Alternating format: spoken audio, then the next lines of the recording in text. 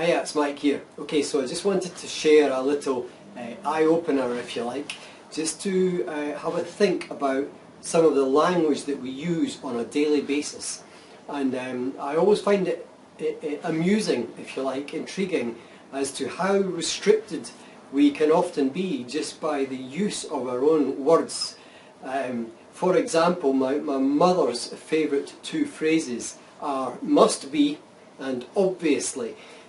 So it must be the butler did it, for example, and she's jumping to conclusions. So both obviously and must be is just totally jumping to conclusions without leaving any option for that statement to be wrong. And there's no variable offered, it's just not an option when you say obviously or must be. And I like to question that and just say, really, it must be, it's obvious, because actually in most of the cases it's not true. So if you find yourself using words like you need to do something, you have to do something, for example, it's another one of my mother's favourite phrases, you need to do this, you need to do that. And I've never actually shared this with her because she's not actually aware as such of the amount of times that she uses this. But I'll share with you anyway and see if it helps, because I've shared it a few times. But back in 2006, 10 years ago now in fact, I hosted the largest inspirational event ever to come to Scotland. And I wanted to inspire 10,000 people at once, so I hired the only venue in Scotland that could host 10,000 people, which was the SECC, the Scottish Exhibition Conference Centre in Glasgow.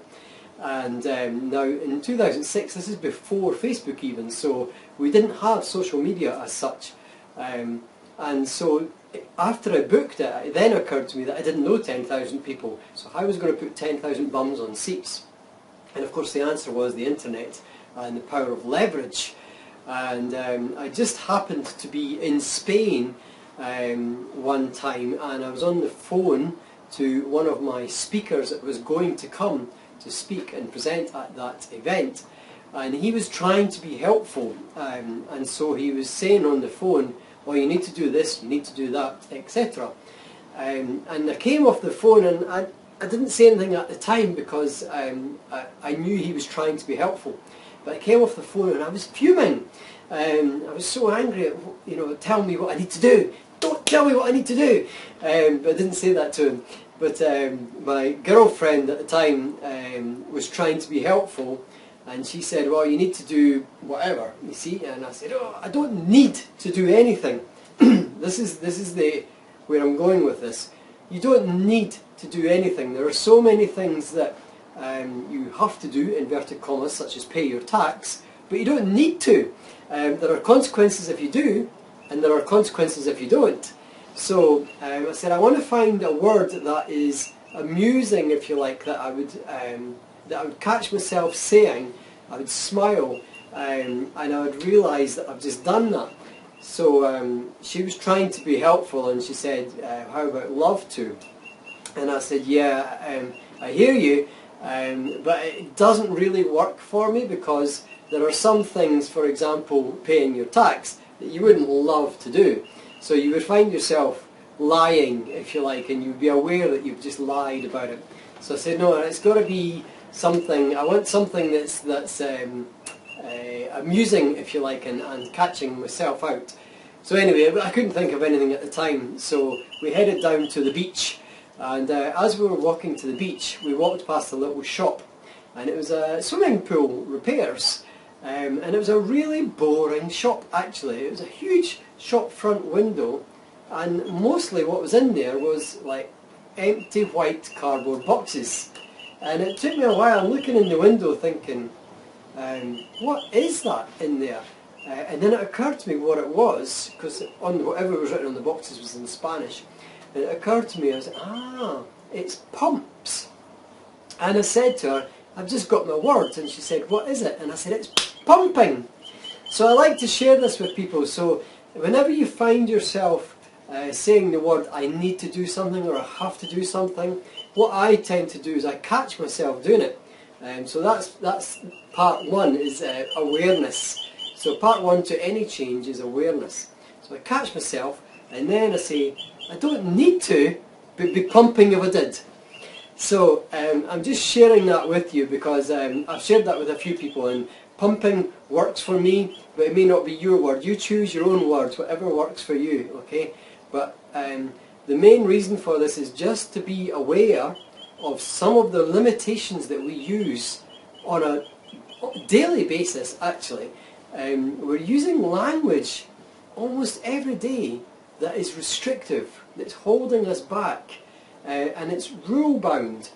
And if you think about it, there are so many rules and regulations, and even religion is based on fear, if you like, and a lot of those superstitions and so on and so forth, it's fear-based, and it's not relevant, it's not necessarily the truth. Okay, so all I'm saying is, I'm not saying it's all lies either, I'm saying allow yourself the opportunity to question the truth.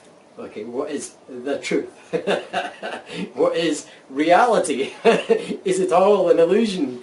Is it sleight of hand? Who knows? We'll maybe find out after we're dead. We'll maybe find out this was all a big illusion that was created in our own minds, and heaven and hell, etc. are within us. We are the energy. We are the ultimate source. That's another story for another day. I could go off on a tangent here. Let's stay on today's message. Today's message is being aware of the language that we use on a daily basis, and especially if it is restricting you by rules, boundaries, guidelines, if you like, that actually are not doing you any favours whatsoever. So just number one stage is awareness. And once you are aware of those restrictive words, the language that may be holding you back, then part two to any change is being aware that you have the choice. You have the choice to decide how important that is to you, okay, and what you want to do about it. Nobody else can decide what your decisions are. So only you can decide how it's going to affect you. Okay, there are so many things going on in the world that you cannot control, and ultimately I like to say that the only thing that you can control is your reactions to a situation. Okay? You can't control the weather, you can't control bad driving, you can't control parking wardens. There's so many things that you can't control. You can't control how someone else is acting right now, but what you can control is your reaction to that situation. Okay?